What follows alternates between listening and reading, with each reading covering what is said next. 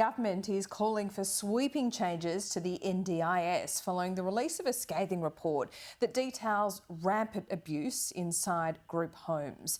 The report found over 7,000 incidents of abuse within the last 4 years.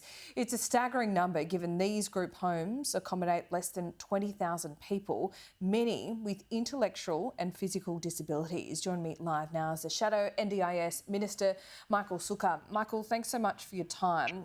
Before we talk about this issue, I think it's fitting to convey our sorrow for the passing of your colleague, Jim Molan.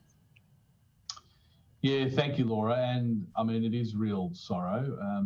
Many of us knew that Jim was battling some pretty difficult health issues over recent years, and he did so in a way that still discharged all of his obligations as a senator and as a man devoted to his family. But all I can say is it's a hard day for the Liberal family today because Jim really embodied service before self, whether that was service in his time in the military, and we all saw the remarkable heights at which his career went in the military, to then coming and supporting the early days of the Abbott government with Operation Sovereign Borders, an enduring legacy for this country, securing our borders, and then, of course, becoming a senator. And as a friend, Laura, I can say that he's someone who always had a really considered perspective.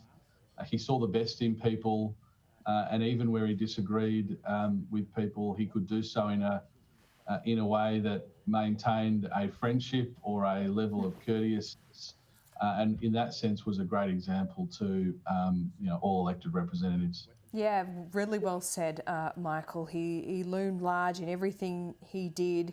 He was certainly an example of someone who gave his life to public service in many facets indeed. So let me ask you about the NDIS now. Bill Shorten says there's problems with it. This report does show in group homes that would prove to be correct. What do you think needs to be done here?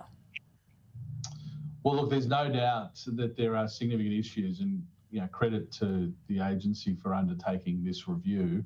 I think a very troubling aspect of the report and the statistics were that they're getting worse. And in fact, in the 3 months to December was the highest number of reportable incidents, which means, sadly, under the watch of the new government, this is getting worse, not better. And, we agree with some of the basic observations of the report in relation to regulatory changes. There's going to be a consultation process now, I understand, of exactly what changes are required. But people, particularly those that are vulnerable, need to feel safe and secure in their home, whether that's in group accommodation, independent living, regardless of their circumstances.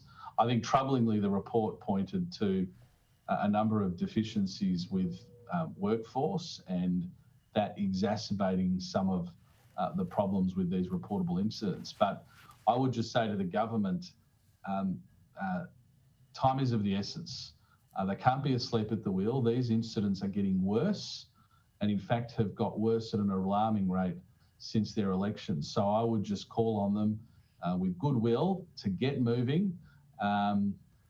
Commissioning reports and undertaking reviews has been the hallmark of the government thus far with the NDIS. Now is the time for action, particularly given this report has provided such a stark series of problems. So where's the evidence that it's got worse since they're elected? Because this report looks at 4 years. The Labor government hasn't even been in power for a year yet. So the reportable incidents for the 3 months up to December have been the highest. That's the evidence. If that September quarter of last year has seen an alarming spike in reportable incidents. Now, I haven't gone through line by line and examined every one of those many hundreds of incidents, but there's no doubt there's been a spike. Now, all I'm saying is, given that the problem is getting worse under Labor's watch, they need to move really quickly. And I have no doubt. What do you think that spike is down to, though, Michael Sukkar? Because, as you say, they've just put in reviews. They haven't changed the architecture of this scheme just yet. So where's that spike come from, do you think? Well, the report doesn't break that down, and the report doesn't segmented in that sense to attribute a spike to any given issue. I would just say, given the self-evident point, Laura, that it is getting worse, it's got worse under their watch, that they really need to move extraordinarily quickly. And I can appreciate a new government coming in and undertaking review after review, trying to get their feet under the desk, but it's now been 7 months, Laura. The government needs to get moving. The problem's getting worse, not better. And people who are living in group accommodation, I think, deserve to feel safe in their homes, deserve the best level of care in their homes. There's a range of other issues in the report that don't just relate to all the troubling reportable incidents, but some of the issues with people with different circumstances, or when their circumstances change, the regulatory environment not enabling to access the services that they need in a timely fashion.